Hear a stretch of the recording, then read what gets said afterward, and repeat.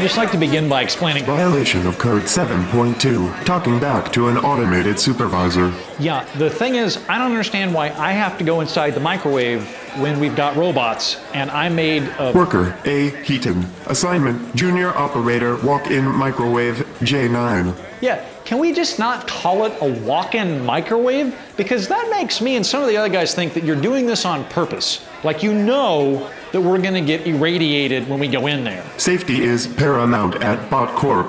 Have you seen the sign we have for how many days it's been since we've had an accident? We've never gone past 2. Are you being sarcastic and or abusive? This is the 3rd time I have been irradiated. Can I please just use one of the magical medical pods? You're a robot, you don't even use yours. I've seen yours, you keep DVDs in it. Elevation in heart rate detected. Would you like a pill? Ooh, pills. I love pills.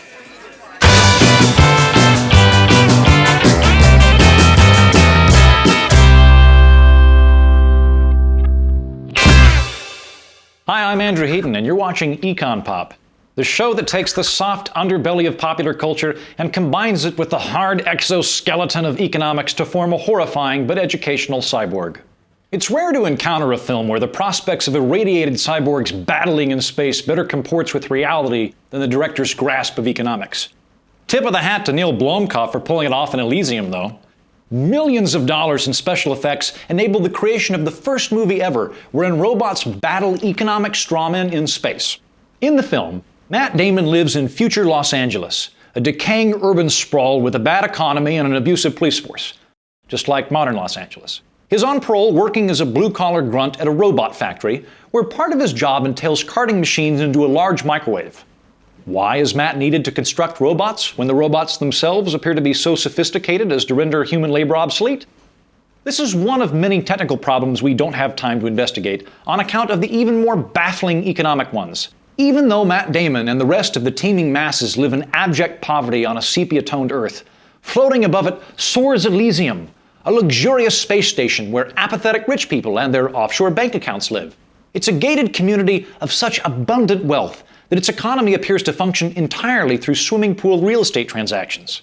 Its denizens are so insanely affluent that they sometimes break into uncontrollable bouts of French. If Damon can gatecrash the celestial Beverly Hills, he can use their miraculous healthcare technology to heal himself. The fatal flaw in the film is the cartoonish portrayal of income inequality. Because in the film's universe, wealth isn't created.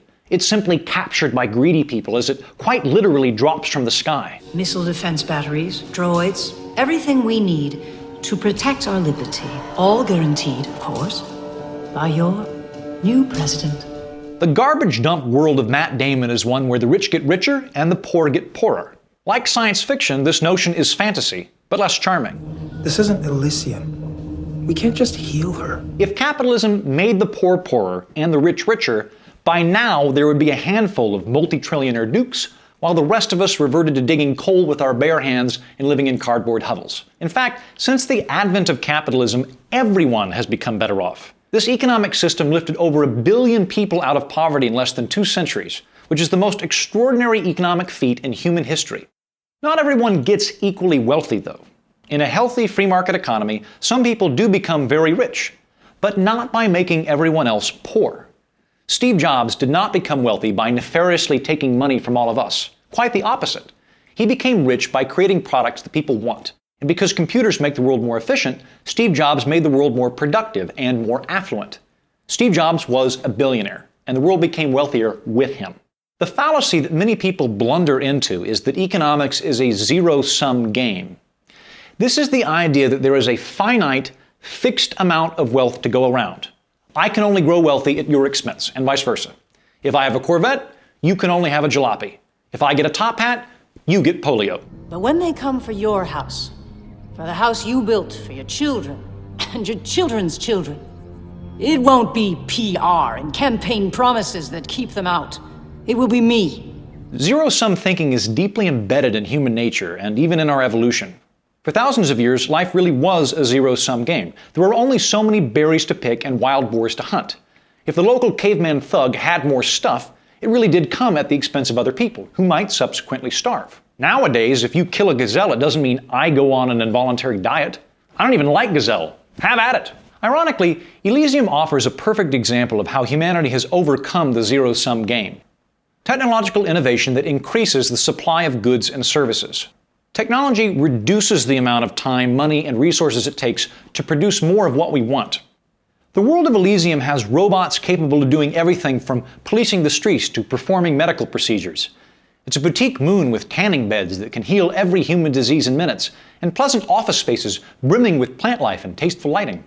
In such a world, everyone should be hunky-dory, like David Bowie, not living in a slum, like Rick Springfield. Consider how rapidly technological progress spreads to everyone. In the 1980s, a mobile phone was a plastic brick you plugged into your car, which cost about as much as your car. Now we have wafer-thin supercomputer smartphones, which are so affordable most Americans can waste time playing Angry Birds or Candy Crush or whatever you people do now. Even in the poorest countries on Earth, mobile phones have become commonplace. In Matt Damon's world, everyone would have a robot butler. Between that and the magical healing pods, it would be a world of plenty for all. But what about Matt's love interest? Won't she lose her job at the hospital when these robots land with their animatronic healthcare?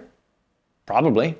Just like your grandfather had to find a new job when his buggy whip factory closed, and his father had to find new work when dueling pistols fell out of vogue. Most of our populations once had to be farmers in order to feed the country.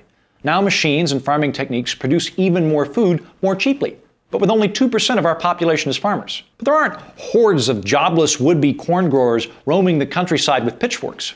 Because as technology renders some vocations obsolete, it likewise creates new ones. The only thing more fantastical and unrealistic than the physics and science of Elysium is its economics. The film is predicated on the false notion that wealth is a zero-sum game, and that the rich become so only by exploiting the poor. If we can remember that wealth is something that's created, like robots, not simply carved up and distributed, maybe we can avoid a future where everyone works in a grungy robot factory, and we can have Elysiums all over the place. And now it's time for nobody's favorite part of the show, Subjective Value, where we invite a dead economist to weigh in on the film. Today, the disembodied specter of Adam Smith, the founder of modern economics. Namaste, Andrew. It's so very groovy to talk to you.